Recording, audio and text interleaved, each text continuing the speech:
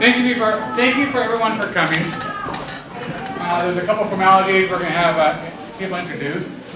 And I just lost the gal who was going to help me do this. Calling people in. Oh, okay, wait again. Here she is.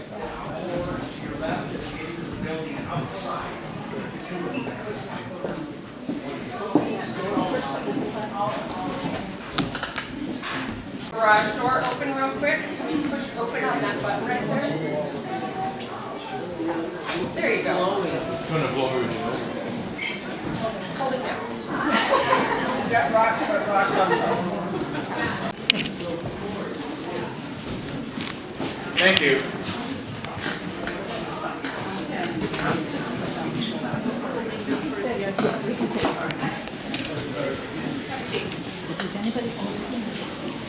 President of the Edison Women's Club. I'm here to welcome you all and to introduce Jay Bowen and Kay Knott of the First Cabinet Nation.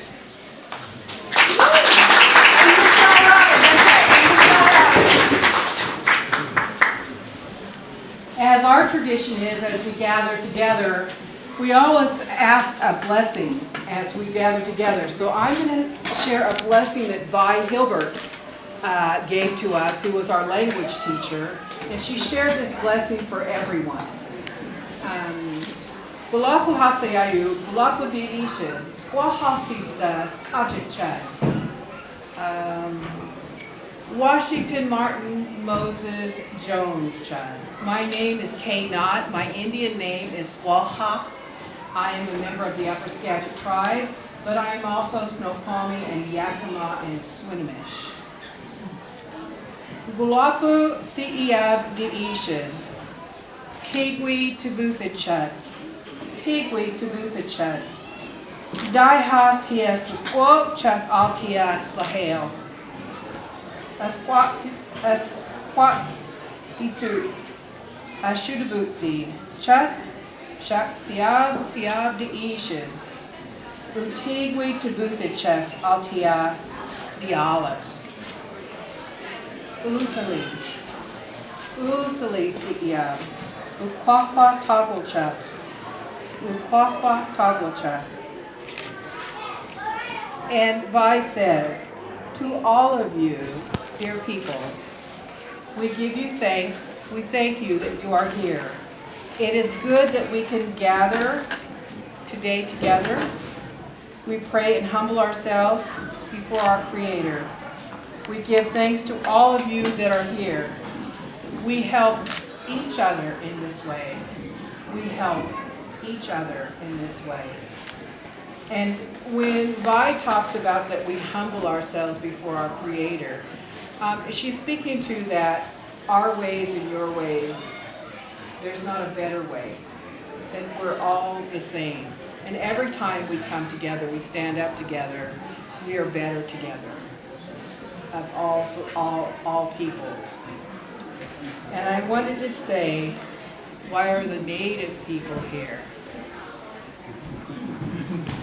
To us, Talit Chef Altia. We lived here. This is where our people traveled. And while I am not from this area, my people for Miquachucks, my great auntie spoke about traveling down the river clear out here to the bays. And she'd be gone for weeks with her great-grandparents and her grandparents. And so this is a place that they would travel to come to visit friends and to get food. And so this is a place that we traveled through. And I thank you for allowing us to be here and to share what brings us together here in this beautiful, most beautiful part of the country. I would like Michelle, she just told me a story and I was so touched by the story. And so our theme is we're here together. We were here and we share the love of this land together, and you're those caretakers of this land. And she's going to tell a little story she shared me and just really touched my heart. So thank you, Michelle. Sure. Well, many of you know me as a community member in Edison. I'm also a community member of Coast Salish World and spent all of my work time bettering, if I can, in small ways, Coast Salish people. The first job that I had was at Upper Skagit, and I worked there for 13 years. As a result, I came to know a lot about this area that I live in, that we work together, raise families together, eat together, help each other. That has been going on here for 150 years that we know this town. Before that, for at least 8,000 years, people did the same thing. And those people were Coast Salish people. So when I walk around here, when I travel around here, I see both of those things at the same time. And we are stewards here of an area that is very sensitive in many ways. I was so glad to hear Kay speaking Lashutsi in this place where it probably hasn't been spoken for maybe 200 years. She spoke about Vi Hilbert, who was instrumental in saving that language. Vi Hilbert was a very well-respected woman in Coast Salish world. She was also a University of Washington professor who single-handedly saved the Lashutsi language from going extinct. Vi Hilbert spent her last days living very near here with her niece, Laura Pennington, who cared for her. I wanted to tell a story that I shared with Kay earlier. During a very upsetting time for many people out here was something we called the Shellfish Trial, which was upholding the treaty rights of natives to gather shellfish in common with everyone else. This is wording directly from the treaty. One of the signers of that treaty was a man named Pateus, who lived at Bayview. He was part of the Nuaha people. Many Upper Skagits today are descendants of the Nuaha people. So Pateus married, or he died, and he left a widow and a daughter. The widow married a man named, I don't know his Indian name, he's alternately called Friday Cornstalk, Friday Cornstalk. To the natives, he was Plighty because they couldn't pronounce. Friday, he married Jenny, the widow of Pateus. And he and his wife and his stepdaughter lived in Bowen. An Englishman came and he founded the town of Bowen, named it after his English village back home, and he married the stepdaughter. He married the daughter of Pateus.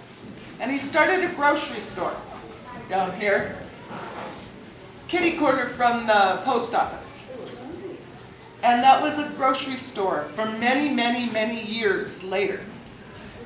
During the middle of all of this shellfish trial, I walked in there to get some milk or something, and here were some people griping about the shellfish and the Indians coming to take their shellfish, and what are we going to do, and here's a petition, and the grocery store owner was showing me the petition, and I said, "You don't know who you are, do you?" He said, "What?" I said, "You are the great-great-great-grandson of the man that signed that treaty." And he was very curious and began asking me questions, and that was not an unusual thing out here. At one point, the federal government told some of these newcomers that their marriages to Indian women would not be recognized, which then made their children illegitimate. This was pushed back on very, very hard by those men. I read a lot of historical documents and letters and interviews with elders. And one of the things that stays with me always, I live on a street over here called McTaggart. And that's named after a Scottish man named Edward McTaggart. You'll probably see his pictures here somewhere. He wrote to the federal government over and over pleading for a permanent place for the Native people that lived here because they were being squeezed out for various reasons. He tried very hard, and I will always think of Edward McTaggart when I think of this area, that it was not all horrible things. There were many people with a good heart that tried, and there's many people in this town that are still like that today, and that's why we have this situation here. And I don't want to go too deeply into some of the more tragic parts of it. I want to bring back the joyful parts and those people with a good heart who can hear what we're trying to do. And these, my friends, Jay and Kay, they know me in a way that most of you don't. I have a place in the Coast Salish world that my neighbors and even many of my family don't realize. And when I hear the Lashutsi words spoken, it makes me think about some genealogy I did not too long ago. I was interested in learning about some of my mother's father's people. And the first thing I found was that my mother's grandmother lived in Snohomish, and when it was first a small town. And she and her friend built a school and a Sunday school. And they taught the children of Snohomish women and non-native men. And instead of forcing these children to learn English, these two women decided to learn Lashutsi so that they could speak to the children. These things are dear to my heart. I don't speak Lashutsi, and yet my ancestor did. And my mother did not speak Lashutsi. She was the second generation in a boarding school. My grandmother did not speak English. And I wish that I could say I speak Lashutsi fluently, but I do what I can so that the words, our ancestors hear, the words come out. And it's a gift of healing when I say the words in our language. It's such a beautiful language. And your story about the Scottish, his name? McTaggart. Was really common. The natives and non-natives, if you lived out here, you were probably a pretty hardy soul. And so the work ethic of the people who traveled here, the native people, there was not the kind of conflict that you saw later on. There would have been so much more in common because they were hardy people. If you travel out to the west, you were probably pretty tough. So I would like to end with a shaker prayer in the only words of Lashutsi that I know. And I'd like to share this with you. Kwak swat man sita san display. Oh, my sister. If I might say a prayer for you in Lashutsi so that you can hear what the language sounds like more fluently. Is that okay? Yes, please. Gwat the bath bad the guya quishak. Hash quigus hoya tabsleet zave ha tatsqua adsta. The guigosif siapcha. Has quigos chala tips tatsqua ajas hatchib alti swatif did. Holb atis chala tatsqua ajas hatchib aldi shak. To ish asachat alquibak slahel, azabi tabuth alti slahel. Glochat ubalitzi tabuth atasat guadacha. Holb atasbalitzi cha talalit alti tabi atas guadastoliba. Glochat utalalik tabuth tobas but guadacha. Cha alil tabu to alquibak sa. And I shared with you the Lord's Prayer in Lashutsi.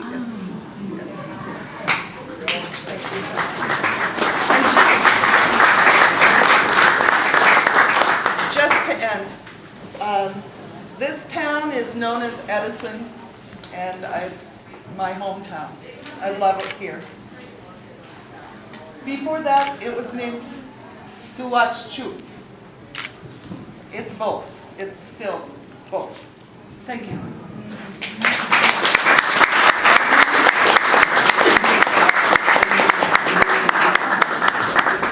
I'd like to thank one and all for coming today. It's an honor to be here. It's an honor to mark the occasion of the recognition of what my great-great-great-grandfather termed the new people. In the tradition of this, I'd like to welcome, we have some visitors from Australia today that are came into town by accident. I stand back here. That's funny. And I'd like to formally recognize them. They're here for a short stay. If you wave your hand a little bit, there you go. They're beautiful daughters. Beautiful family, yes. My name is Clockada. J. Bowen, Washington family, Martin family, Moses family. My tribe is Upper Skagit, Snoqualmie, Yakima, Swinomish, and some tribe my aunt never told us about was on the southern tip of Vancouver Island. But I want to share a couple of stories to tie all this together. What is the thing that binds us today? And seemingly we feel very fragmented. We're from Australia, from all around the world we've come here, my family included. Over here I have a photograph of the first deed of Edison. And it is a stone marker. And stone markers are interesting because they've been honored through time throughout all cultures. In the Bible it talks about put two stones upon each other, you have an altar, worship God. In the days of the California gold rush, if a miner put three stones together, that signified a claim, and it would be held up in any court. This was and is still in existence today, the first deed of Edison. So I'll tell you a story about a time when the first new people came to the valley. A long time ago, and our stories always start a long, long time ago. Oh, too hot. And there was a ceremony going on, and my grandfather was in the center of the ceremony, and he had his staff. And out of the shadows of the evening came two men, walked right into the ceremony. They'd never seen non-Indians before. And I thought about this a lot. It's a story told by my great-grand-aunt. And there's this new people showed up. They didn't look like them. It was different. And you wonder, how would that first interaction be? Well, you'll be able to tell the story from here on out.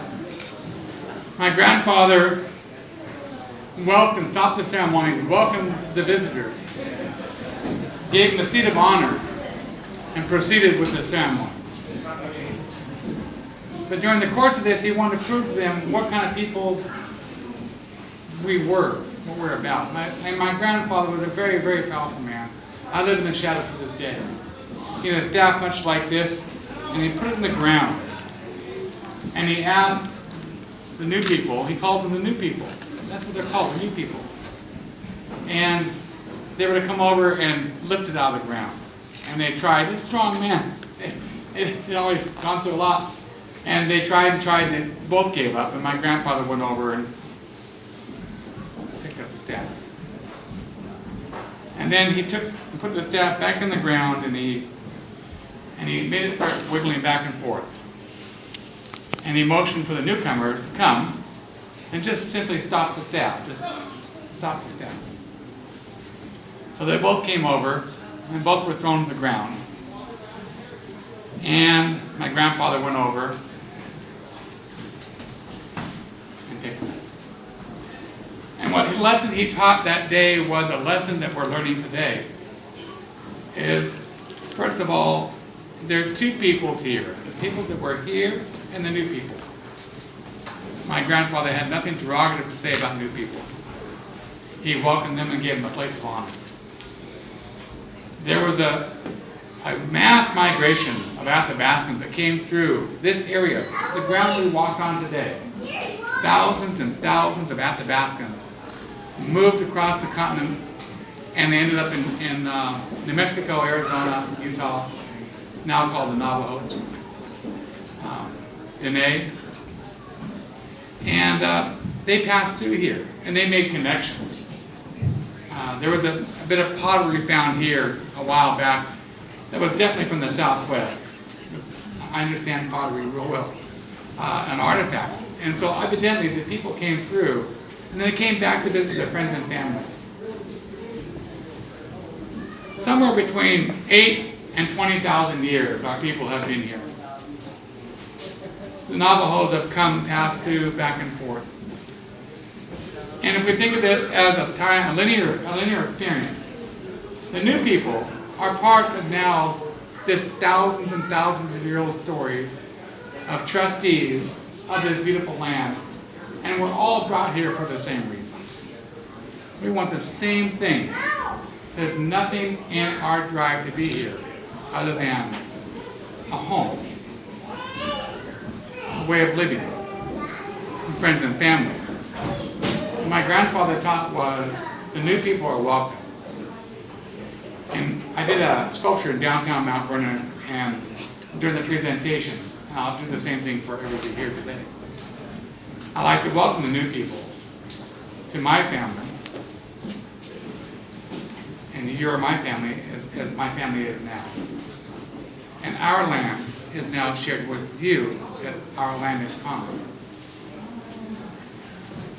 When I said the next phrase, there was lots of politicians in the crowd, and there was a big gasp that went out. Because I'm the first Native speaker to ever say this. I'm calling for an end to animosity and hostility between our people and the new people. We have too much in common. We are part of a legacy of thousands of years of travel, and they all have one thing in common: to hold this land in trust, to hold each other in trust. That doesn't need to be elaborated on. You bring to you all a beautiful culture, and I know the cultures that I've grown up with here in the valley. And I would always talk to the old people. I want to hear the stories. I want to hear the stories. Because that was the introduction. So take a look around here. I'm a contemporary Native artist. I interpret the world I grew up in and I live in a very contemporary fashion with the same words. It's an evolution. Our world is not stagnant, no more than your world is stagnant.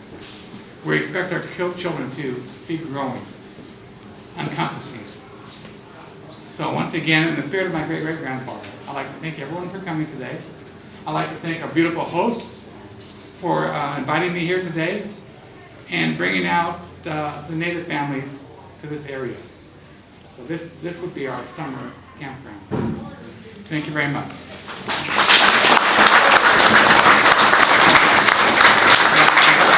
We have one more little bit of work to do. Michelle's gonna.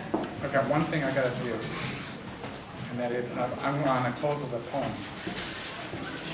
Yes. Huh? Yeah. Okay. I've got a poem I wrote the other day, and it's very apropos for today. We all have this in common. We're looking for the things we have in common. My child is thirsty. I'll draw a cup of water. My child is hungry. I'll prepare a meal. My child is cold. I'll build a home. My child is lonely. I'll share the world. My child asks, what is a mom? I answer, the most beautiful person in the world. So beautiful, we wanted you to share it with. My child asks, why am I here? And I answer, to tell the story. Thank you.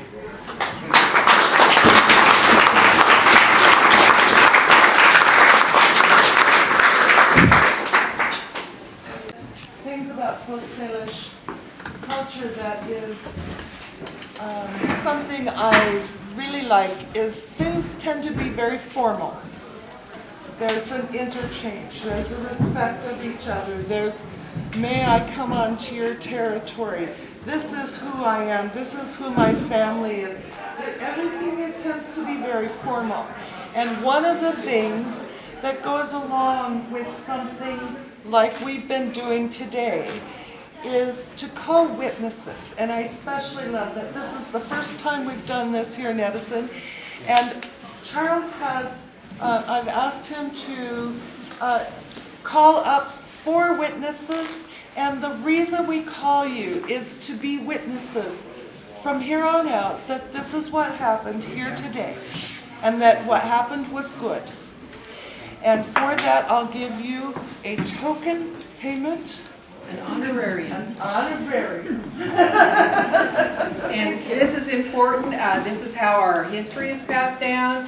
When we had our naming, the first one in generations, these things aren't written down. So when they say, oh, were you out at Edison at that event? And did they really say this? And you'd say, no, I witnessed, they did the work well and they were respectful, whatever, however you see that.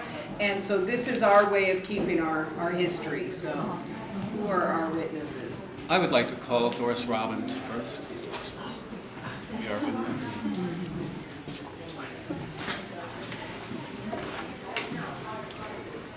Do you accept this responsibility? I do. I would like to call Reese Neamy to be a witness.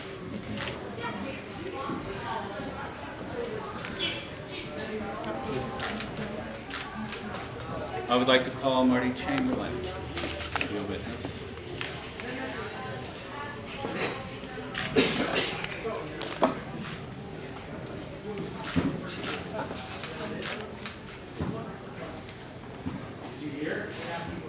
Matthew, I'd like to call you to be a witness.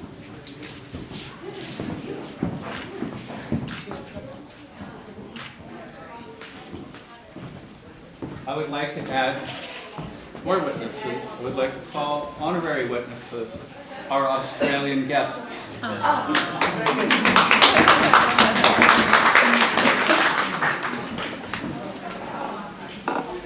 Hello, family. Can you imagine how they feel right now, far away from home, much like your parents did, grandparents did. So this is the tradition we're talking about.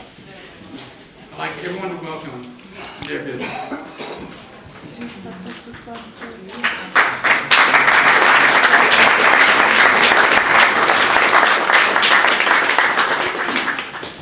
Thank you. Yes. I would like to thank, with Sarah, on behalf of Edison and all of our families, our speakers today, and we will do this with traditional gifts.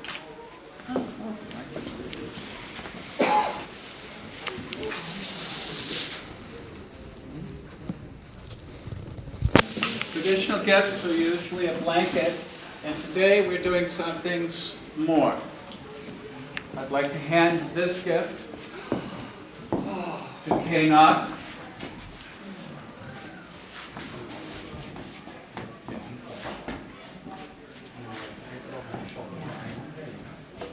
Many of us here in the community find objects that belong to the first people. It is their story, it is their history, and it is their right, not ours.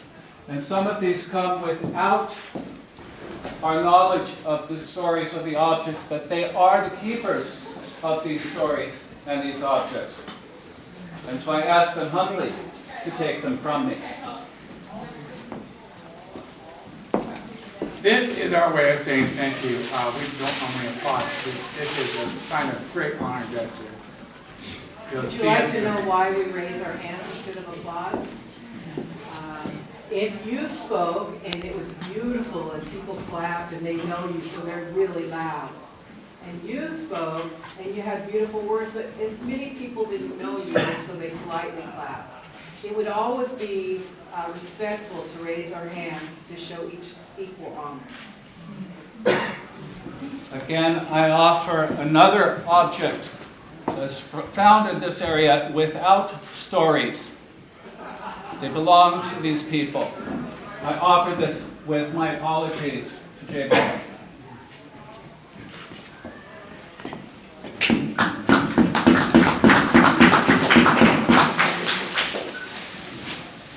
Each speaker is honored.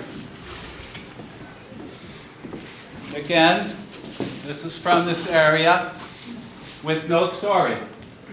There's a story. And I asked Michelle to be the keeper. I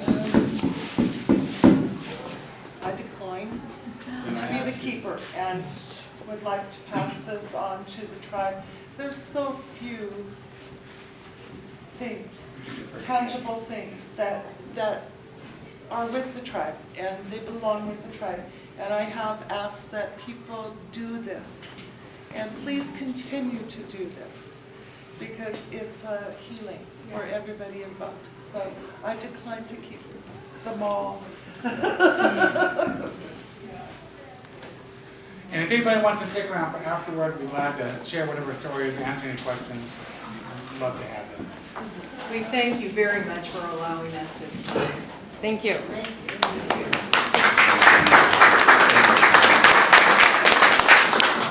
And are you in charge?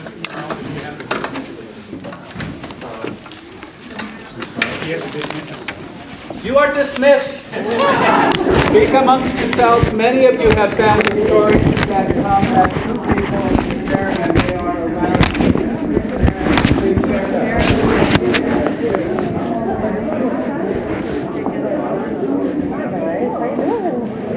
Good. I have a ribbon for you. It's having the most fun.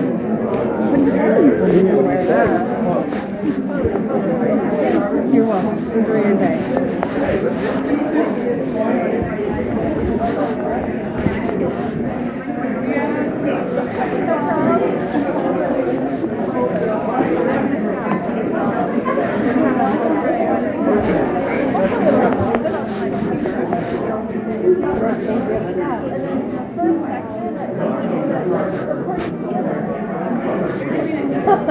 I saw your face when I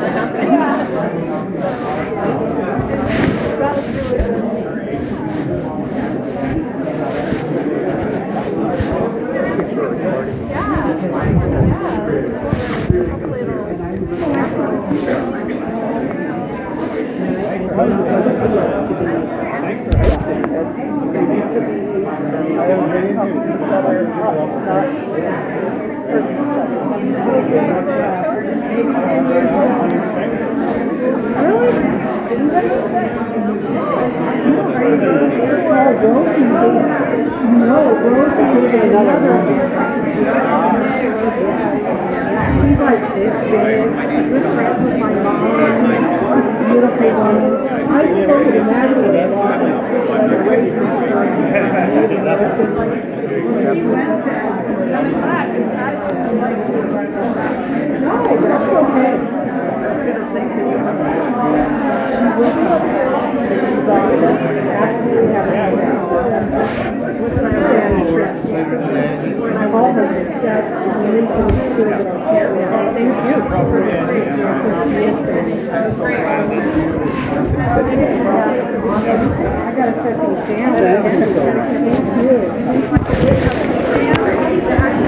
That was pretty neat.